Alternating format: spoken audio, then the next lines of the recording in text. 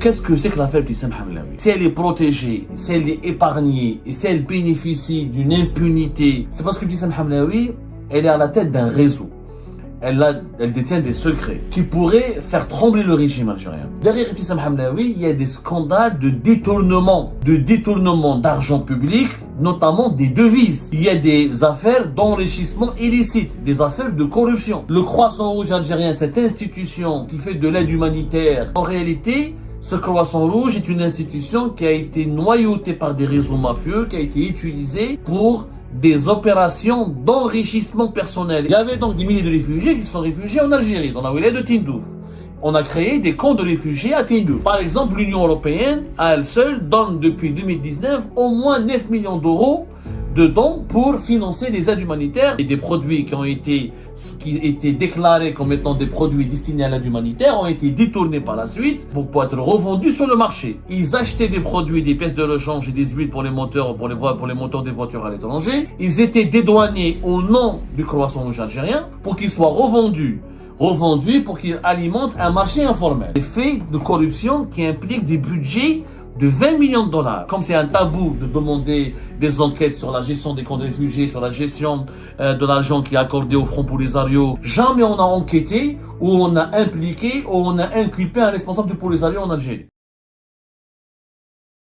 Qu'est-ce que c'est que l'affaire Ibtissam Hamlaoui? Alors, on nous reproche depuis plus de 48 heures de ne parler que de cette affaire. On ne le reproche pas beaucoup parce que la population, nos abonnés, les gens honnêtes et intègres, les vrais Algériennes et Algériens qui sont dignes de ce nom, qui ont conservé leur sens de l'honneur, ils nous ont fait aucun reproche. Ils n'ont pas formulé le moindre reproche.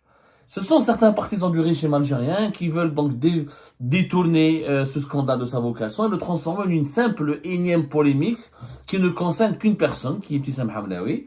Et ces partisans du régime Tebboune veulent nous faire croire que nous sommes misogynes, nous sommes sexistes, nous sommes jaloux d'Ibtissam Hamlaoui, qu'on est en train de colporter, de diffuser les accusations de deux personnes sans les vérifier, sans avoir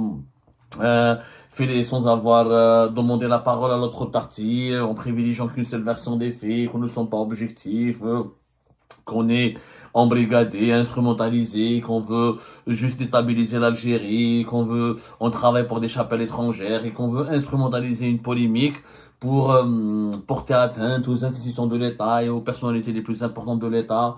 Alors, on va s'éloigner de l'affaire des victimes de Ibtissam Hamlaoui.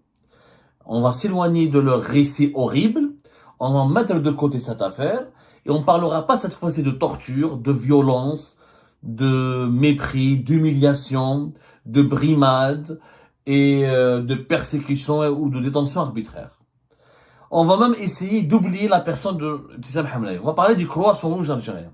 Et on va vous expliquer à travers un cas concret que ce qui se passe, le problème n'est pas uniquement Ibtissam Hamlaoui, c'est que si elle est protégée, si elle est épargnée, et si elle bénéficie d'une impunité qui demeure jusqu'à maintenant scandaleuse et qui demeure cruellement incompréhensible malgré toutes les critiques, tous les faits vérifiables et toutes les accusations très graves dont elle fait l'objet, c'est parce que Ibtissam Hamlaoui, elle est à la tête d'un réseau. Elle détient des secrets et elle détient des informations qui pourraient faire trembler le régime algérien. Et je ne parle pas uniquement d'informations d'ordre privé. Parce que le scandale Ibtissam Hamlaoui, on veut le réduire à un scandale de mœurs.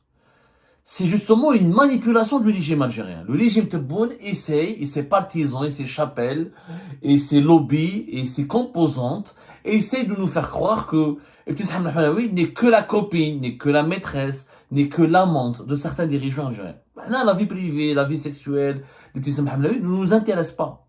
Ce qui est complètement faux. Derrière Ibtissam Hamlaoui, il y a des scandales de détournement d'argent public, notamment des devises.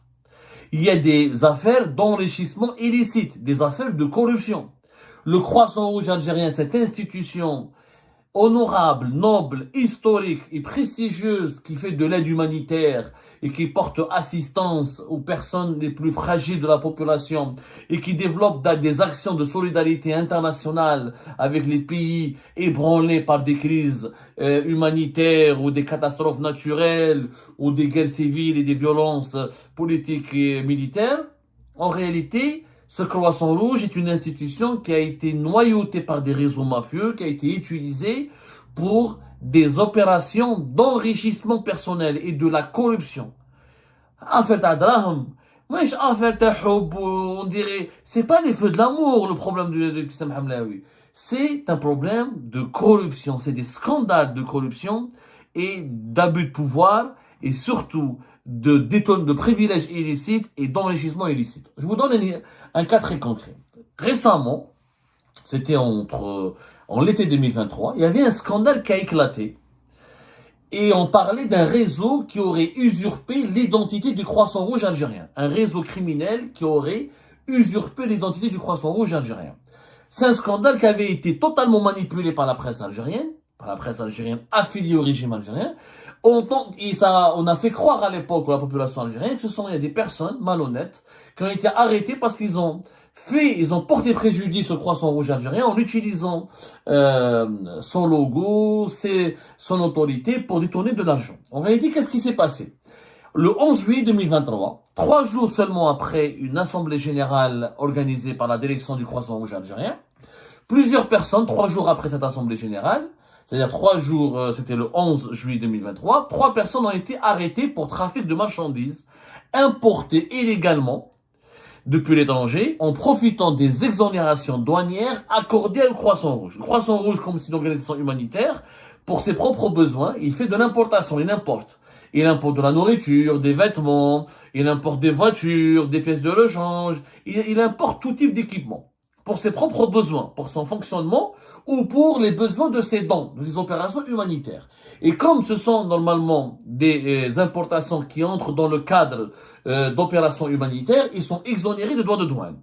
Donc, il y a des produits qui étaient officiellement importés à des fins humanitaires. Mais en réalité, ces produits, ce sont des opérations commerciales déguisées. On a utilisé le nom du Croissant Rouge algérien pour importer notamment des pièces de rechange, des huiles pour les moteurs des voitures, en provenance de différents pays étrangers. Comme il y avait une pénurie de pièces de rechange et une pénurie des huiles pour les moteurs, à cause des restrictions aux importations très terribles et sévères appliquées par le régime Tebboune, ces pièces de rechange ou ces huiles pour moteurs en sont devenues des produits très très chers sur le marché algérien.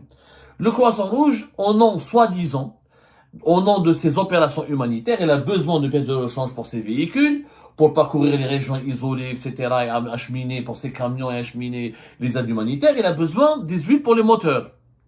Alors, les produits étaient officiellement, l'opération, c'était quoi le trafic? L'opération a conduit à l'arrestation. Il y a eu une enquête qui avait été menée. 8 personnes ont été arrêtées, dont une certaine Ratiba Achour. Cette Ratiba Achour, on l'avait qualifiée dans la presse algérienne comme étant une mafieuse qui aurait usurpé, une usurpatrice. Elle a été qualifiée d'usurpatrice. Elle aurait usurpé l'identité du Croissant Rouge algérien pour faire des opérations d'importation déguisées au nom du Croissant Rouge. En réalité, elle n'a pas du tout usurpé, puisqu'elle était une haute responsable du Croissant Rouge. Elle était la directrice de la coopération extérieure au sein du Croissant Rouge algérien, Ratiba Achour. Les autorités algériennes la connaissent, puisqu'elle a été condamnée à de la prison ferme, elle a été incarcérée. Mais je reviendrai là-dessus. Cette Ratiba Achour, en tant que directrice de la coopération extérieure du Croissant Rouge algérien, elle était le bras droit d'Ibtissam Hamlaoui, qui était présidente depuis mai 2022 du Croissant Rouge algérien. Depuis qu'elle dirige le Croissant Rouge algérien, Ibtissam Hamlaoui, elle a créé beaucoup de postes. Selon nos investigations, le nombre des employés du Croissant Rouge algérien, il a dépassé les 600 personnes. Il y a eu beaucoup de limogeages, de remplacements, de nouvelles nominations, de nouveaux recrutements. Il y a eu un branle-bas de combat important au plan des ressources humaines du Croissant Rouge algérien. Cette Ratiba Achour est directement liée à Ibtissam Hamlaoui. 2 autres employés du Haut Commissariat aux réfugiés. Vous savez, les camps de Tindouf, là il y a un peu de pédagogie qui s'explique. Il y a le Haut Commissariat des Nations Unies pour les réfugiés, le UNHCR. C'est une organisation qui relève des Nations Unies et qui veille sur le financement et l'organisation des aides aux réfugiés victimes de conflits armés à travers le monde. En Algérie, nous avons ce qui est déclaré par les autorités algériennes, Il y a des doutes. Beaucoup de membres de la communauté internationale doutent de ce nombre, mais officiellement, on déclare que là, en Algérie, il y a 180 000 réfugiés sahraouis qui ont quitté le pays entre 1995, qui ont quitté leur pays, le Sahara occidental, entre 1975 et 1991, parce qu'il y avait une guérilla menée par le Polisario contre les forces armées royales marocaines qui avaient occupé le pays dans le cadre de ce que le Maroc avait appelé la récupération légitime de son territoire, et le Front Polisario luttait militairement dans le cadre de ce que lui il appelait une lutte pour l'indépendance du territoire, de son territoire. Il y avait donc des milliers de réfugiés qui se sont réfugiés en Algérie, dans la wilaya de Tindouf. On a créé des camps de réfugiés à Tindouf. Ces camps de réfugiés dépendent directement, en partie, du Haut Commissariat des Nations Unies pour les réfugiés. L'Algérie s'occupe de ces réfugiés, donc elle leur a donné l'électricité pour les camps de réfugiés, elle leur donne des aides, elle leur a construit des routes, par exemple, elle leur donne comment dirais-je, elle les a accueillis. Donc, elle a fait des aménagements. Elle a installé le téléphone, elle a développé le réseau de téléphonie cellulaire. Donc, l'Algérie fait de son mieux pour permettre à ces réfugiés d'avoir une vie digne, confortable, dans des camps de réfugiés, dans des tentes. Il y a l'Union nationale, donc le Haut Commissariat des Nations Unies pour les réfugiés. Il est financé par plusieurs pays donateurs pour répondre aux besoins alimentaires et quotidiens de cette population. 180 000, ça fait une ville. C'est la taille d'une ville. Il faut les soigner, il faut les nourrir, il faut les éduquer, il faut leur permettre de vivre. Donc, par exemple, l'Union européenne, à elle seule, donne depuis 2019 au moins 9 millions d'euros de dons pour financer des aides humanitaires au profit de ces réfugiés sahraouis. L'Algérie dépense, il y a pas d'autres pays. Il y a des pays qui donnent plus, comme l'Espagne et l'Italie, et alors que la France ne donne que 300 000 euros, par exemple, par an. Mais c'est quand même 9 millions d'euros. Le Japon, il donne, les États-Unis, ils donnent de temps en temps. Ça fait des dons, ça fait des millions d'euros. Donc, c'est pour ça que c'est important que je vous parle de ce point. Pourquoi? Parce que dans ce trafic, dans ce réseau qui aurait utilisé ou abusé du Croissant Rouge algérien pour importer des produits qui étaient déclarés comme étant des produits destinés à l'aide humanitaire, ont été détournés par la suite pour être revendus sur le marché. Mais ils ont été revendus où? 2 employés du Haut Commissariat pour les réfugiés ont été arrêtés et interpellés. 5 autres personnes ont été aussi arrêtées. Tant un suspect qui est le mari de Ratiba Achour, la haut responsable du Croissant Rouge, et qui était un gérant d'un bureau du fret international, c'est lui qui s'occupe du dédouanement, du fret, du transport et de l'acheminement des produits importés. Et lui, il est resté en fuite, il n'a pas été arrêté. Ratiba Achour a été emprisonné, mais son mari, qui était impliqué dans ce scandale, n'a jamais été arrêté parce qu'il a été déclaré en fuite à l'étranger. En réalité, cette opération, qu'est-ce qu'elle a servi? En réalité, donc l'opération a été directement coordonnée entre le bras droit de Ibtissam Hamlaoui, Ratiba Achour, son mari, et avec la collaboration de plusieurs importateurs. Ils achetaient des produits, des pièces de rechange et des huiles pour les moteurs, pour les moteurs des voitures à l'étranger. Ils étaient dédouanés au nom du Croissant Rouge algérien, donc avec des exonérations douanières, ils ne payaient pas de taxes. Ensuite, ces marchandises devaient être stockées pour servir ou devaient être utilisées pour des opérations d'aide humanitaire, d'acheminement, de transport, des aides humanitaires du Croissant Rouge algérien. En réalité, ces pièces de rechange et ces huiles pour les moteurs n'ont jamais été utilisées pour les opérations d'aide humanitaire puisqu'ils ont été détournés, ils ont été revendus au niveau des camps de réfugiés sahraouis à Tindouf. Les camps de réfugiés, ils ont des marchés. Il y a une zone, il faut savoir que le Polisario, avec ce qu'on appelle la RAS, la République Arabe Sahraoui Démocratique, elle gère une partie de ces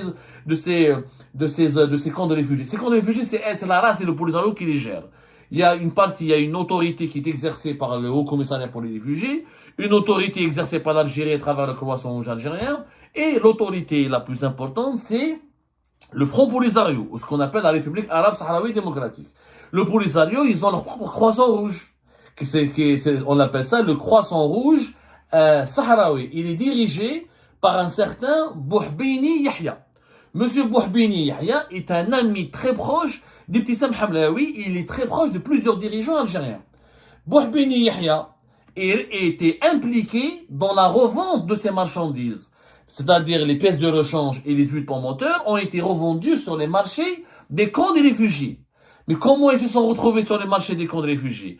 Les autorités algériennes n'ont pas voulu impliquer des responsables du Polisario comme Yahya Bouhbeni, qui est le président du Croissant Rouge sahraoui. Ils ont impliqué que des employés du Haut Commissariat pour les réfugiés. Sauf que le niveau de responsabilité ne pouvait pas se limiter uniquement à quelques employés du Haut Commissariat pour les réfugiés. La revente de ces produits, les produits, de les pièces de rechange et ces huiles pour les moteurs, n'auraient pas pu se retrouver en situation de revente, en revente libre, c'est-à-dire sur des marchés commerciaux libres, gérés par les réfugiés sahraouis, par les membres du Front Polisario.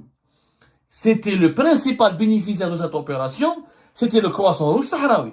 C'est-à-dire que les pièces de rechange et les moteurs pour les huiles pour moteurs qui ont été importés depuis l'étranger et exonérés des droits de douane en Algérie n'ont jamais été utilisés par le Croissant Rouge algérien pour ces opérations d'aide humanitaire. Ils ont été donnés aux équipes de Yahya Bouhbeni, qui est le président du Croissant Rouge sahraoui, pour que ces produits soient revendus à des commerçants ou au commerce parallèle, parce qu'au niveau des camps de réfugiés de Tindouf, il y a le commerce.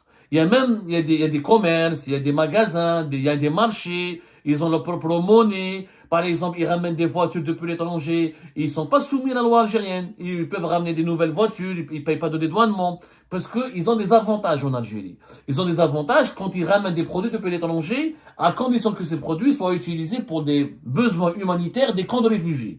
Sauf que là, il n'y a pas de besoin humanitaire. On a utilisé ces pièces de rechange et ces huiles pour qu'ils soient revendus pour qu'ils alimentent un marché informel.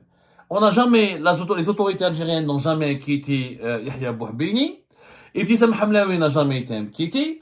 On s'est contenté de démanteler un soi-disant réseau.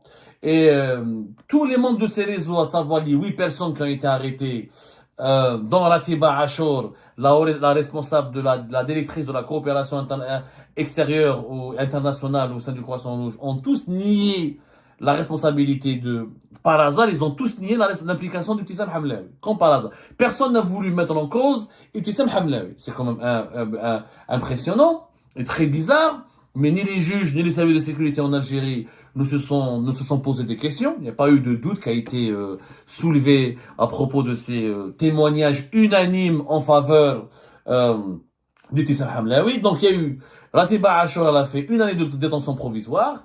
Elle a été condamnée à 4 ans de prison ferme lors d'un jugement de première instance. Durant sa détention, comme par hasard, Ratiba Achour, elle a bénéficié de plusieurs privilèges. Par exemple, elle gérait la bibliothèque du pavillon des femmes. Elle était détenue dans des conditions très agréables. Elle a eu un traitement de faveur, alors que d'autres détenues femmes subissent la misère et les galères dans les prisons. En plus, elle parlait elle-même à plusieurs de ses co-détenus. Elle disait qu'elle n'avait aucun différend avec Ibtissam Hamlaoui, que Ibtissam Hamlaoui n'était pas du tout responsable. Elle accusait même l'ancien président du Croissant Rouge algérien, Saïda Ben Habiles, elle n'a jamais nié. Elle est restée loyale à l'égard d'Ibtissam Hamlaoui. Qu'est-ce qui s'est passé? Selon nos investigations, Ibtissam Hamlaoui avait négocié avec Ratiba Achour et les autres membres de ce réseau criminels qui ont détourné des aides humanitaires pour les revendre sur les marchés informels des camps de réfugiés de Tindouf. Elle a négocié un deal. Vous ne témoignez pas, vous ne me citez pas, vous ne m'impliquez pas, et je vais négocier pour vous des peines très faibles, 3 à 4 ans de prison ferme. Ensuite, il y aura des procès en appel, et vous allez faire que quelques mois en prison, au maximum 1 année ou 2 ans, et vous sortirez en toute liberté. Donc, il n'y a jamais eu... le nom d'Ibtissam Hamlaoui n'a jamais été cité, elle ne s'est jamais impliquée. Le mari de Ratiba Achour continue d'être en fuite à l'étranger et n'a pas été inquiété ou recherché activement par les autorités algériennes, alors qu'il s'agit quand même de crimes très graves, d'aides humanitaires qui ont été détournées et qui ont servi à un commerce informel à des fins d'enrichissement illicite. Naturellement, les dirigeants du Polisario n'ont jamais été auditionnés, n'ont jamais été interrogés, n'ont jamais été inquiétés. Comme je vous ai dit, Yahya Bouhbeni Le président du conseil du croissant, le président du croissant rouge sahraoui est resté, il bénéficie d'une grande impunité, il circule en Algérie partout où il veut, où il accède à tous les centres du pouvoir algérien, à toutes les institutions du pouvoir algérien. Et au niveau du siège national du croissant rouge, les bouches sont restées, il y avait les travailleurs du croissant rouge ont été ébahis, totalement surpris. Mais Fahmouche, qu'est-ce qui s'est passé?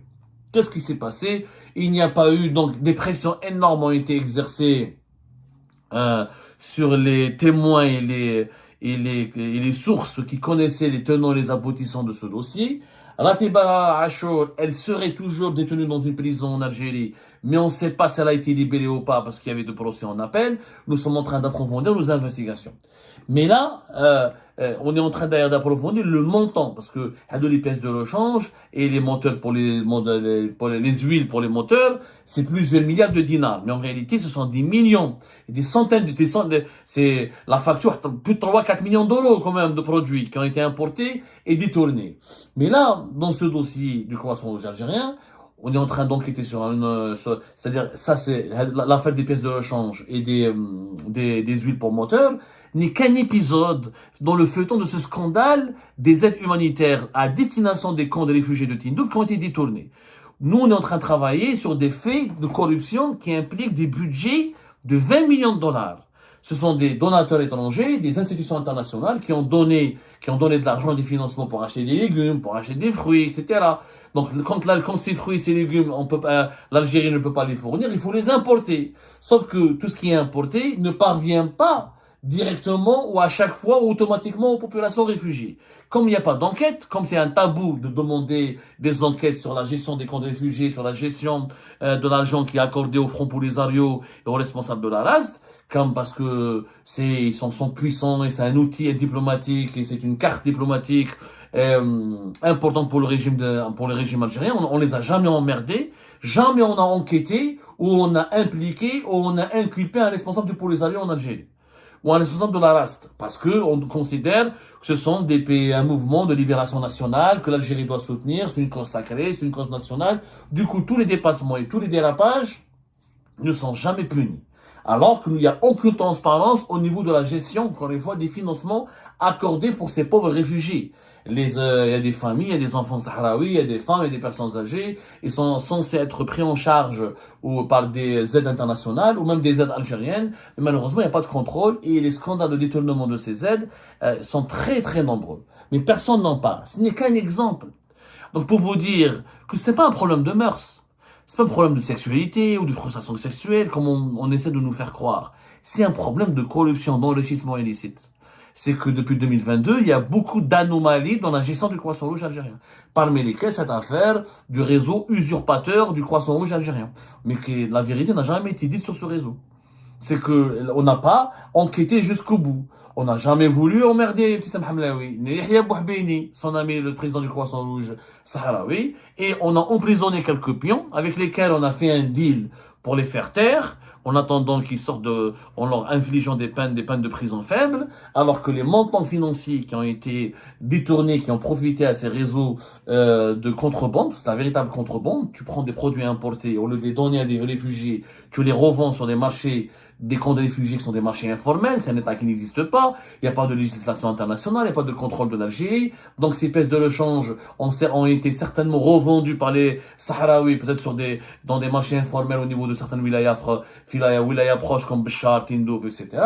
Et ça permet d'alimenter une véritable contrebande. Une contrebande contre laquelle le régime algérien reste désarmé, puisque la source du problème, c'est la gestion opaque de ces aides financières, de ces financements accordés aux camps de réfugiés sahraouis à Tindouf, dont personne ne veut parler. Et vous allez voir, parce qu'on a fait ces révélations, ils vont s'énerver, ils vont se déchaîner contre nous, en nous accusant d'être des pro-Merzen, des pro-Marocains. Je m'en fous du Maroc et du Merzen. Moi, ce qui m'intéresse, c'est l'intérêt général de mon pays. Il y a eu un scandale, il y a eu des dérapages, il y a eu des dépassements, il y a eu des détournements d'argent, il y a eu un trafic criminel. Il faut dire la vérité, même si cette vérité implique ou touche ou discrédite le Front Polisario et certains responsables de la République arabe sahraoui démocratique. Et ben c'est la fin de cette vidéo les amis. Je vous remercie comme d'habitude pour avoir suivi jusqu'à la fin. N'oubliez pas de nous laisser vos commentaires et vos réactions sur la vidéo et de vous abonner à la chaîne si vous n'êtes pas encore abonné. Et merci aussi pour vos commentaires et vos discussions très animées dans la section des commentaires. Donc, vous n'oubliez jamais de décortiquer bien un sujet sur tous les points qui ont été abordés dans la vidéo et ça fait vraiment plaisir moi-même je ne fais pas de commentaires, je m'appuie sur vous pour que vous puissiez bien expliquer les choses et en faire des discussions civilisées et dans tout le respect possible. Donc voilà, merci beaucoup et à la prochaine dans une nouvelle vidéo. Au revoir.